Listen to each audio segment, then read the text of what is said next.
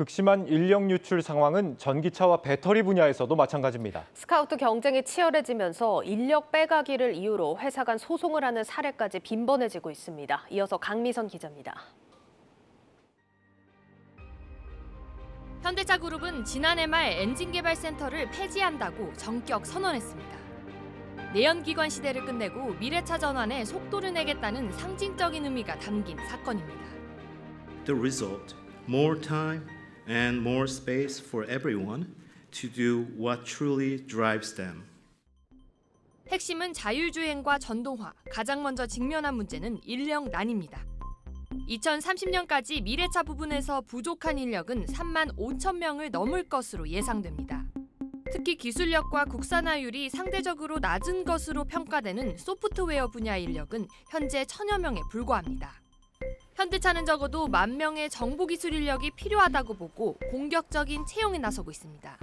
문제가 생긴 게 인력은 한계가 지금 있는 인력은 풀은 그렇게 많지 않은데 패러다임 전환이 굉장히 빠르잖아요. 그러다 보니까 인력의 이동이 생기는 거죠.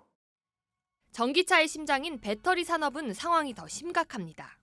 2030년까지 배터리 전문가 2만 5천 명이 더 필요한 상황. 특히 석박사급 연구개발 인력은 국내에서만 약 1,000여 명이 부족한 것으로 추산됩니다. 반도체는 이제 공정이 기계로 아주 자동화되어 있는 반면에 배터리 쪽에서 보면은 사람 손을 많이 타기 때문에 굉장히 그 인력이 많이 필요한 부분입니다. 배출되는 인력의 한 10배 정도가 지금 모자라는 현황입니다.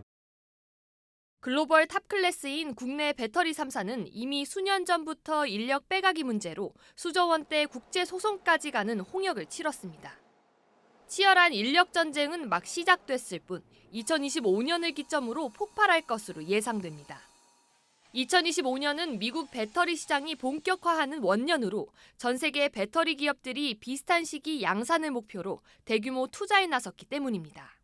못해도 1, 2년 전에는 해야 장비를 해서 시제품도 뽑아보고 셋업하는 데도 시간이 꽤 걸리거든요. 한국이 미국을 가게 되면 소재나 장비 업체도 이제 같이 따라가야 될 텐데 그걸 어디서 구하냐. 국내 대기업들의 상황이 이런데 중소기업의 상황은 말할 것도 없습니다. 기술 경쟁력을 갖추려면 관련 생태계가 중요한데 소부장 기업들은 인력 확보에서 밀려나고 있는 실정입니다. 충북 오창에 있는 한 배터리 소재 기업은 인력 유출로 골머리를 앓고 있습니다. 경력직 채용의 경우 이전 회사에서 소송을 하는 경우가 많아 사람을 뽑아놓고 아예 1년간 쉬게 하는 실정입니다. 1년 정도 이상의 기간 동안 이제 다른 업체라든가 이걸 통해서 이제 근무를 하다가 입사시키는 개인적인 어떤 그 휴지 기간을 통해 가지고 시간을 두고 그 이후에 이제 입사시키는. 주문이 밀려 들어와도 개발할 사람이 없고 공장을 지어도 돌릴 사람이 없는 것이 글로벌 1위 K 배터리 산업의 현 주소입니다. 한국경제TV 강미선입니다.